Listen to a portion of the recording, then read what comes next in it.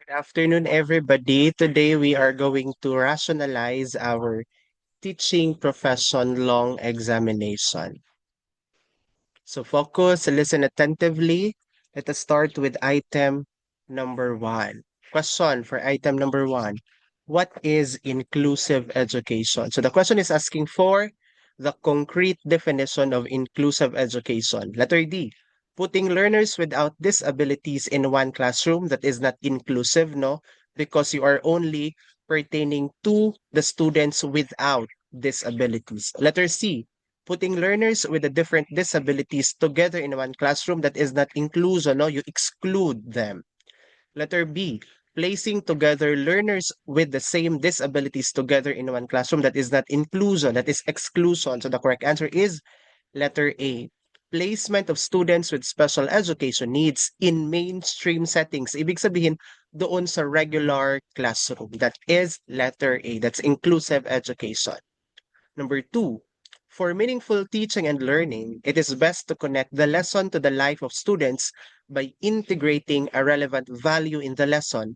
Which principle is applied? We're pertaining to the constructive alignment. Kailangan daw mayroong connection. Saan dyan yung constructive alignment? That is letter A. Lesson objectives or the intended learning outcomes must be integrated to 2 to 3 domains pertaining to the cognitive, the affective, and psychomotor domain. No, that's the thing na maging meaningful yung ating teaching and learning. We need to connect the objectives sa tatlong domains. Number three, Mr. Santos is a holder of valid certificate of eligibility as a teacher issued by the Civil Service Commissioner and the DEX, while Mr. Cruz is a registered professional who is allowed to practice the teaching profession in the Philippines. Si Mr. Cruz, naka-indicate lang dito na siya ay registered professional. Hindi naka-indicate na siya ay professional teacher. Hindi din naka-indicate na siya ay professional doctor. Yung naka-indicate lang na mayroon talagang eligibility to teach is si Mr. Santos. So, sino yung pwede mag-teach? Si Mr. Santos because of his CSC or Civil Service Eligibility Certificate. Remember, before the enactment of RA 7836, PD 1006, no, was the decree professionalizing teaching. And during that time, hindi pa license yung ginahawakan ng mga teachers. Ang ginahawakan nila is eligibility certificate.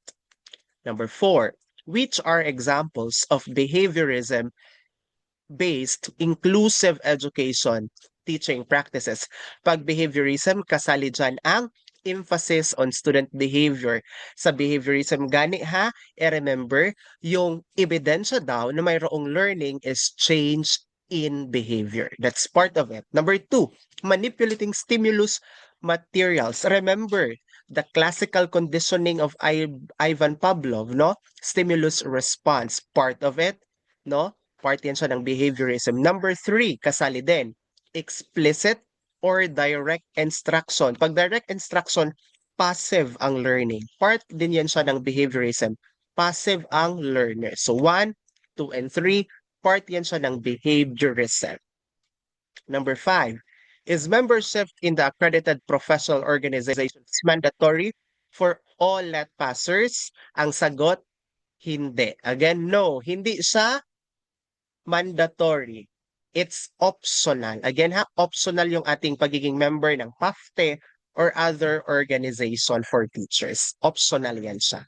Number 6, Teacher Rochelle affirms that being a teacher is a task entrusted by this world.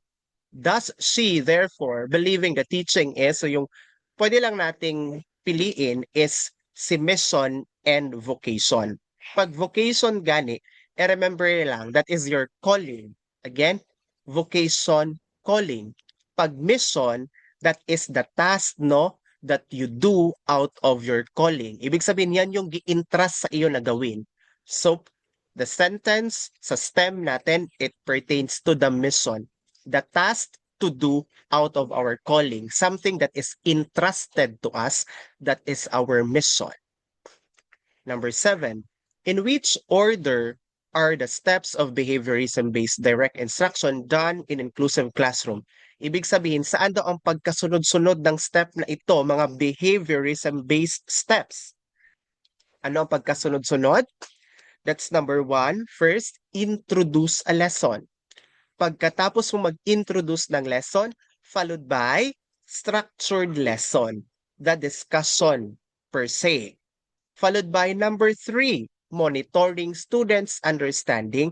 And lastly, followed by number four, receive student feedback to ensure learning. Kaya ang pagkasunod-sunod, 1, 2, 3, 4. Again, steps of behaviorism-based direct instruction, 1, 2, 3, 4. Introduce the lesson, teach the lesson, monitor students' understanding, then ask for students' feedback through performance or activities. Number 8, Teacher S, a science teacher, has been accused of sexual harassment by one of her students. What should the school principal do? Remember, in the field of education, ang mga principal, mga teachers, no, mayroon silang collegial responsibility. Ibig sabihin, you need to protect your colleagues as much as possible. Kahit mayroong accusation sa kanya, hanggat hindi pa napapatunayan, no, na yung harassment is totoo, dapat the principal should protect. Kaya ano yung dapat gawin ni principal? Mag-create muna ng committee to investigate the accusation. Hindi niya pagsabihan yung teacher na mag-stop pag-recall because, again, accused pa lang si teacher. Hindi pa siya talaga napatunayan na gumawa ng sexual harassment. Ask the teacher to surrender to the police, hindi din. Advise the teacher to transfer to another school, no. Ang dapat gawin ni principal, no, imbestigahan. Mag-create muna ng committee para imbestigahan yung accusation. Number 9, which instructional strategies should be used to support the cognitive theories of learning? Saan dito ang makakatulong sa cognitive theories of learning? Lahat yan siya. Outlining, mnemonics, concept mapping, and advanced organizer. No, it could benefit our cognition, no? It could allow us to refine our cognitive abilities. Number 10, cognitivism-based inclusive education practice, Slaven's PQ4R. So yung hinahanap lang dito, saan yung tama na pagkasunod-sunod ng PQ4R. Pag P, that's preview. Pag Q, that's question. Ano yung 4R? Ano yung pagkasunod-sunod niya? I-remember, yung 4R, that's read, reflect, recite, and review. Again, PQ4R, preview, question, you read. After reading, you reflect or analyze what you've read. After that, you recite what you've analyzed, no? You create a summary, then recite it or verbalize it. Then lastly, review it so that you could still, no, come up with other learnings out of the thing or the text or the book that you have read. Again, PQ4R, preview, question, read, reflect, recite, and review.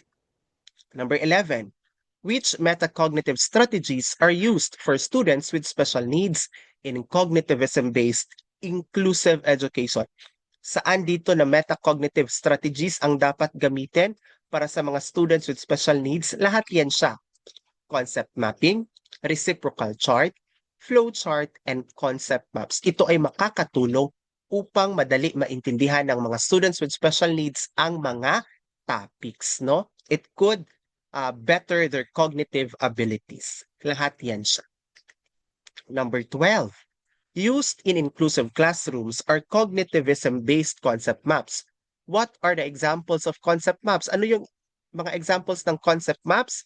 It simplifies complex ideas. Again, yung mga concept map, it simplifies complex idea. It provides outline. Lahat yan siya. Charts, graphic organizers, Venn diagrams, and flow charts. Mga concept maps yan sila. It simplifies complex ideas. Number 13, which constructivism maps are used in inclusive classroom? Saan dyan ang mga constructivism map na ginagamit sa inclusive classroom? Lahat yan sila. Situating real tasks in real-world context, kasali yan. Using real-life examples, kasali yan, no? It's a constructivism map used in an inclusive classroom. Cognitive apprenticeships, Apprenticeships, kasali yan siya. Presenting multiple perspective, kasali din yan siya, no? It embraces the principle of inclusivity. 1, 2, 3, and 4.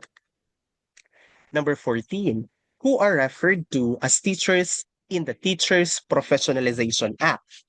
Again, we have PD 1006, which is called or named Decree Professionalizing Teaching. Ang Teachers Professionalization Act is RA 7836. Mayroong distinction or pagkakaiba yung pag-define ng teacher doon sa PD 1006 and 7836. So 7836 included ang mga persons engaged in teaching both in the elementary and secondary level. Kasali si Juan. Full-time or part-time elementary and secondary teachers, kasali din. Industrial arts and vocational teachers, kasali din. They are teachers based on RA 7836. Ang hindi included, yung mga instructors or professors in the college level. Hindi included si number 4. Ang included lang, 1, 2, and 3. Again, sino yung teachers sa RA 7836? Both elementary and secondary teachers, no? Both public and private, and at the same time, part-time and full-time.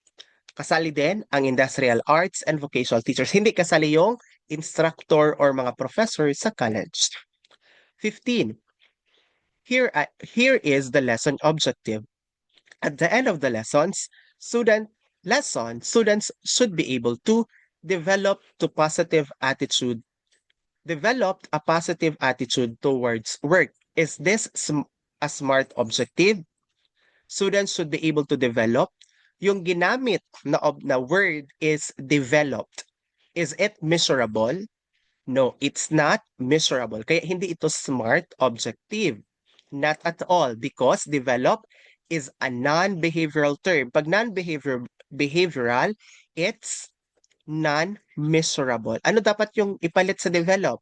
Demonstrate, ipakita. Pwede din exhibit, ipakita. Show or ipakita. The students would be able to demonstrate a positive attitude towards work.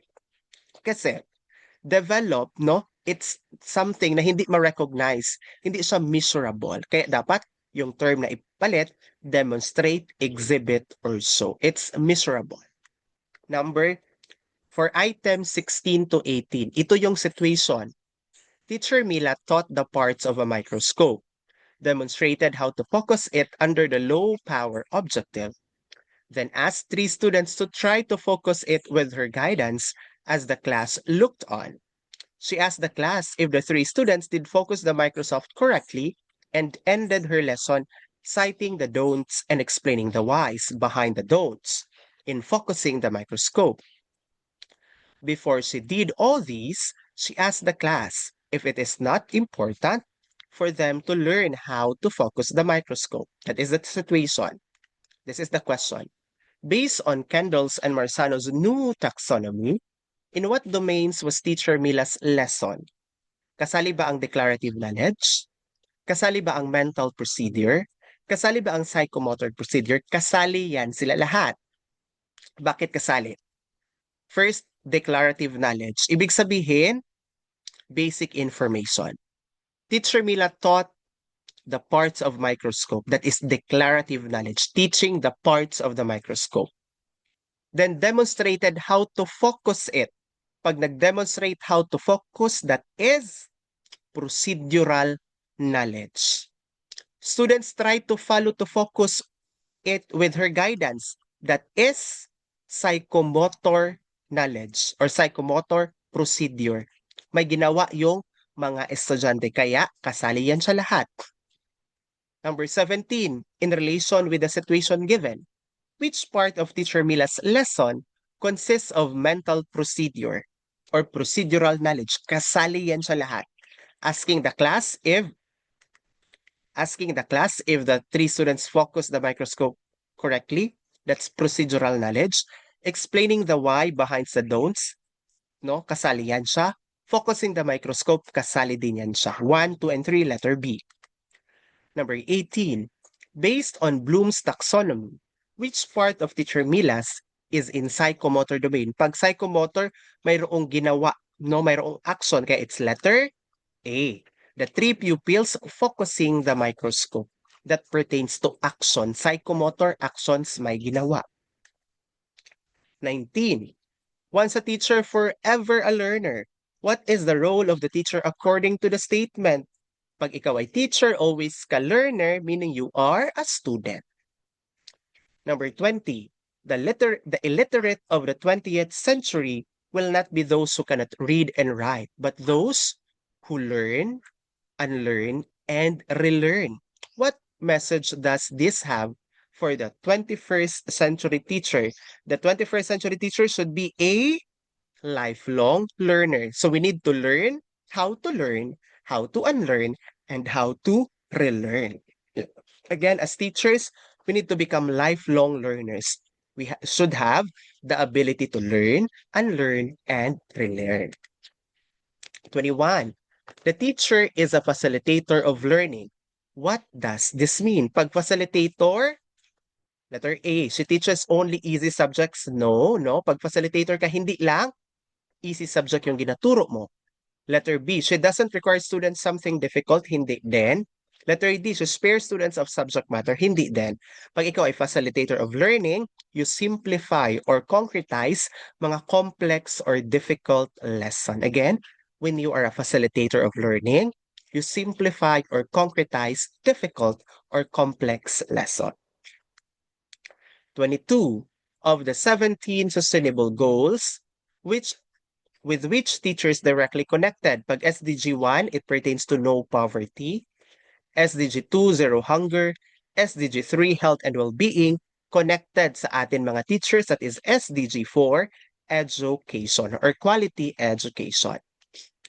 Number 23, teacher is a school culture catalyst, which is expected of her. Pag school culture catalyst, ibig sabihin, ikaw na teacher, mayroon kang gagawin na tama for the school culture. Letter B, she enforces school rules to the letter. No. Letter C, she puts down slow learners to make every student study hard. No. Letter D, she groups students on the basis of ethnicity. No. That's not being a school culture catalyst simply because no, you group students based on their ethnicity. Parang gina-demine or gina-undermine mo yung ibang estudyante. Kaya, when you are a school culture catalyst, you are a teacher who facilitates the improvement of school culture. 24. As an educational resource manager, what does the teacher do? Pag educational resource manager ka, ibig sabihin, you manage the school resources. Again, educational resource manager, you have the task to manage school resources. Kaya ano yung dapat gawin mo? You manage learning resources effectively and efficiently. That's letter A. Letter B, procure most recent and expensive teaching learning resources to be fashionable. That's not your job as an educational research manager. Use technology as a substitute for his or her learning. Wrong. Stick to the use of visual teaching learning aids only. That's also wrong. Number 25. Which should a teacher avoid if she has to be a culture catalyst? Ano dapat i-avoid ni teacher? Seeing the good in every culture, that's correct. Being relativist, no? It's very important. Respect for all culture, that's also correct. Something na hindi dapat i-avoid. Open-minded na dapat si teacher as a culture catalyst. Ang dapat i-avoid ni teacher as a culture catalyst, ethnocentrism. Ibig sabihin dapat hindi i-consider ni teacher na yung culture niya lamang ang tama. I-avoid yan siya. 26. A teacher in the city calls a shy student PROMD. What does a PROMD imply? Dapat negative. PROMD, no? It's being negative. Deserve respect, wrong. Civilized, wrong. Achiever, wrong. Pag si teacher, ginatawag ang isang student coming from a province, no, na PROMD, ibig sabihin, may be belittled. Kaya dapat si teacher hindi tawaging PROMD yung mga student coming from the province kasi meron siyang negative connotation. They could be belittled. 27. Teacher Danny requires her class to conduct research, write a research report, and defend the same before the panel experts. Anong levels of processing will the student be engaged? Gagawa ka ng research. Magsusulat ka ng research. I-defend mo yung research. Ano yung mga levels of processing na kailangan? Kasali yan lahat. Retrieval, comprehension, analysis, and knowledge utilization. When you do research, kasali yan sa lahat. You need to retrieve information, kaya ganit may RRL. Comprehension, you need to analyze the data. And comprehension and analysis, synonymous terms. Utilize, knowledge utilization, no? Yung natutunan mo doon sa iyong research, kailangan mo yun siyang i-apply. The purpose why there is research so to be able to help solve problems. Kasali yan lahat. 1, 2, 3, and 4. 28. Which does a transformational leader do? Saan dyan? Ang gagawin ng transformation leader, kasali si 1. Help others with their self-development. If transformation leader ka, tulungan mo yung iba na mag-develop. Number 2, challenge team members to help them grow. Correct. Dapat, you need to put high standards sa iyong members para mag-grow sila. Number 3, hindi kasali. Direct colleagues to get things done while she does not lift a finger to help, no? Gasugo lang siya pero wala siya galiho. Self-teaching learning standards by himself or herself. Siya lang. Walay labot ang uban. That is not an implication of being a leader. Kaya ang correct answer 1 and 2 lamang. Letter B. 29. Which applies to a transformation leader. If you are a transformation leader, ikaw ay nagabigay ng coaching and feedback. Dapat pag leader, hindi ikaw yung nagagawa ng lahat ng work, no? Dapat mayroong designation of tasks. Decides by himself, hindi dapat. Dapat democratic yung decision making, no? Ginakonsult yung iba. Looks at poor performance as inevitable. Wrong. Dapat nag-provide ka ng coaching and feedback. Number 30. Upon which principle or principles of personal behavior in all relationships and in all situations should the teacher's thoughts and actions be anchored? Saan dapat yung action ni teacher anchored? Lahat yan siya. Self-respect, self-discipline, charity, all of the above. Letter D. 31. What are the standards of good teachers in the Philippines? Ano yun siya? Standards for good teachers in the Philippines. Pwede sana si NCBTS yung letter A. However, na-update na. PPST, the Philippine Professional Standards for Teachers. Yan yung pinaka-recent. Pero pag i-ask, ano yung old standard? That's NCBTS, letter A. The National Competency-Based Teacher Standards. Again, pag old, letter A. Pag new, letter B, ST. Number 32. With the domains of PPST and mind, which does not belong. Saan dito ang hindi domains? Di ba mayroong 7 domains ang PPST? Kasali si Content, Knowledge, and Pedagogy. Kasali din si Learning Environment. Kasali din si Diversity of Learners. Ang hindi kasali, si Teacher Preparation. Review tayo sa domains of PPST. We have Content, Knowledge, and Pedagogy, Learning Environment, Diversity of Learners, Curriculum and Planning, Assessment and Reporting, Community Linkages and Professional Engagement, then lastly, Personal Growth and Professional Development. Number 33. Do all these belong to the domain of PPST, Curriculum and Planning? Kasali. Assessment and Reporting? Kasali. Community Linkages and Professional Engagement? Kasali. Personal growth and professional development, kasali yan siya. Kaya, saan daw ang belong? Lahat. Yes, they are all domains of PPST. 34. Teacher Beth avoids giving out of context drills. Instead, ano yung ginabigay niya? Real world problems for her students to solve. Pag ang teacher nagagbigay ng real world problems, gina-avoid ang mga out of context na mga drills, ang mga teacher ay nag-a-uphold ng constructivist approach. Again, pag real world ang ginabigay na example or problems, constructivist approach yan siya. Bakit hindi developmentally appropriate? Pag developmentally appropriate, ga-focus siya sa suitability sa learner's age, not on real-world application. Reflective means the teacher is thinking about her teaching practice. Wala yan na indicate system. Inquiry-based, ibig sabihin si teacher nag-involve ng investigation. Pag real-world examples ang ginabigay, that is a constructivist approach. 36. The spiral progression of mathematics in K to 12. Pag spiral progression, ibig sabihin, no? From grade 1, yung math medyo easy. Pag grade 2, nag-increase ang level of difficulty. So on and so forth sa mga higher grades. Again, the question, the spiral progression of mathematics in K-12 curriculum means you teach basic math concepts from kinder to grade 10 in increasing depth and breadth across the grades. This means that math teaching is, pag na-consider mo yung age ng mga bata, di ba, grade 1, ganito lang na math concepts. Grade 2, ganito lang.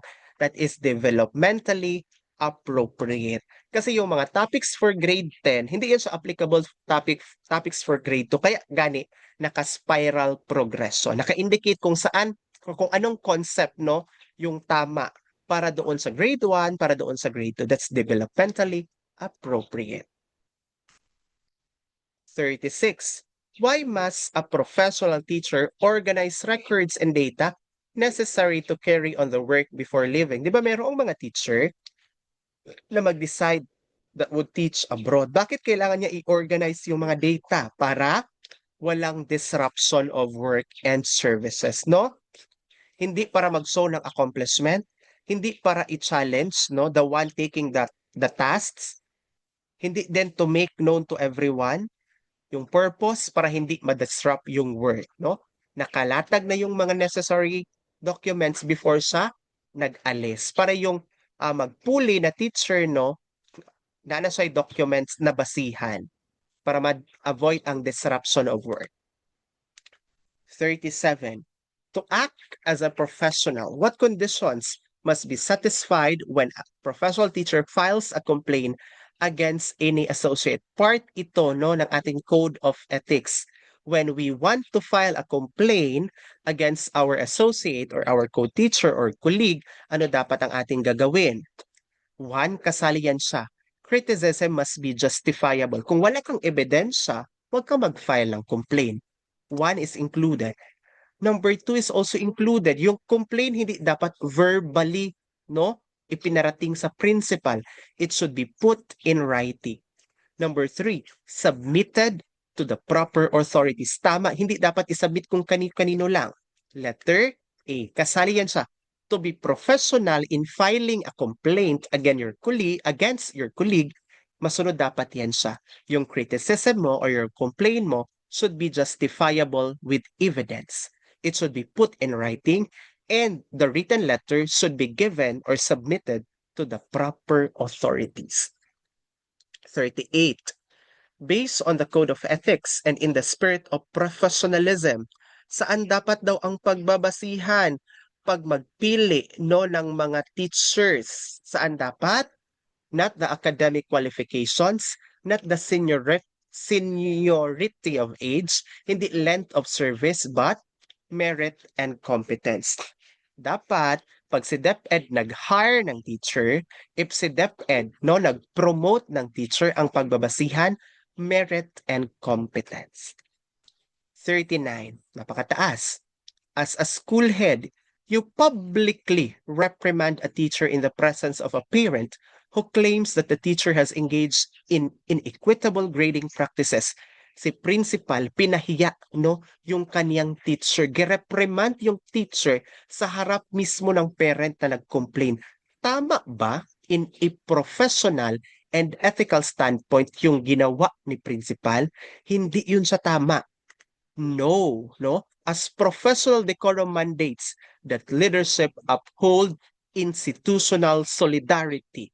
Ibig sabihin, mali yung pag-reprimand ni teacher o ni principal kay teacher in front of the parent. Dapat kausapin niya yung teacher privately, no? Again, no, because professionally dapat, no, i-uphold ang institutional solidarity by safeguarding the teacher's dignity in external interactions. Kasi yung connotation ng ginawa ni principal nga gireprimand niya yung teacher, parang ginaamin ng principal na totoo yung reklamo, totoo yung complaint ng parent sa teacher. Kaya dapat hindi ganun ang gawin ng principal. Pag may reklamo kay teacher, dapat protektahan si teacher at kausapin siya in private. 40.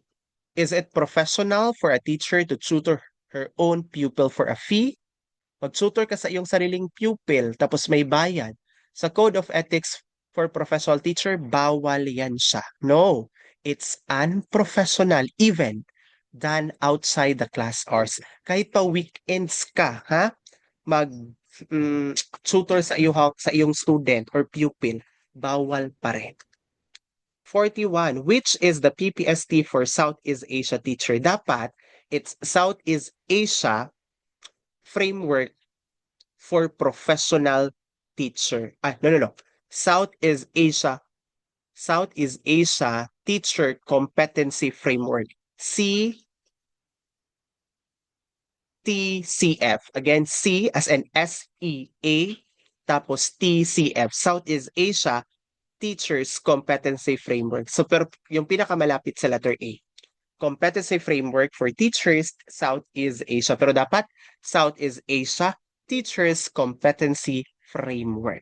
CTCF. 42. In the Philippines, ano yung highest career stage of teacher? We have 4 stages. The beginning, the proficient, highly proficient, and distinguished. Ano yung pinaka-highest? Distinguished teacher. 43. Sa ano yung lowest career stage for teachers? We have the beginning teacher. Again, beginning, proficient, highly proficient, then distinguished. Number 44. In the Southeast Asia Teacher Competency Framework, at sino daw ang nasa center?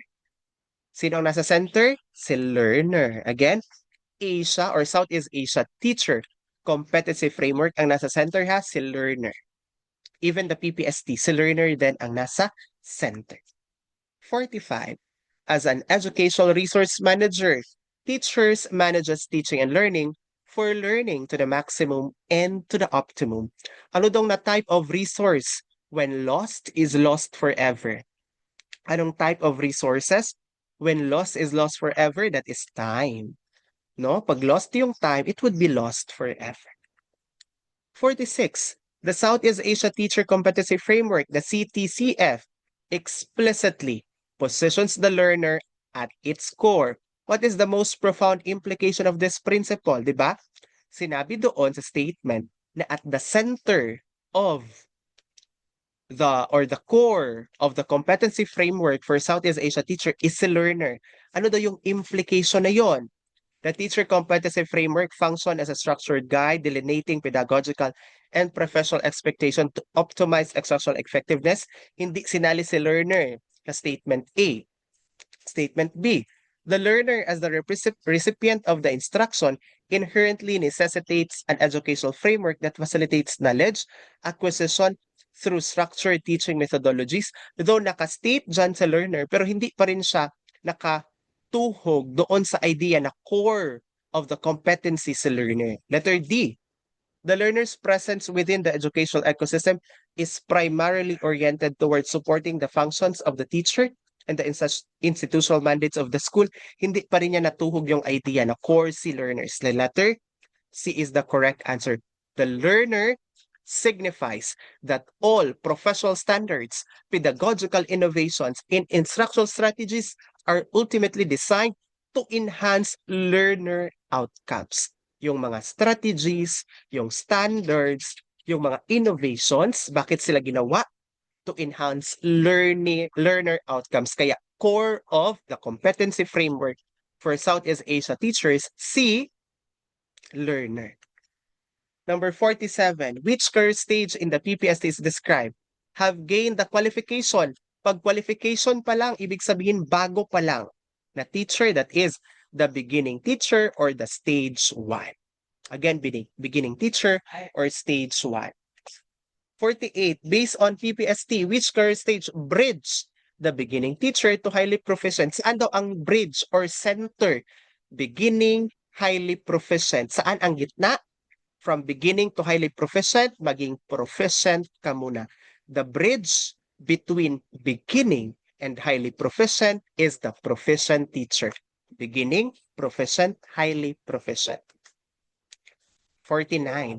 In which career stage is teacher a teacher leader, global in teaching practice, and contributes significantly to improve the quality of teaching?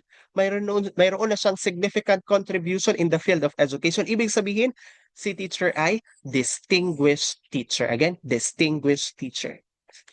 Number 50. An education graduate without a license is accepted to teach in private school. Is this violation of RA 7836?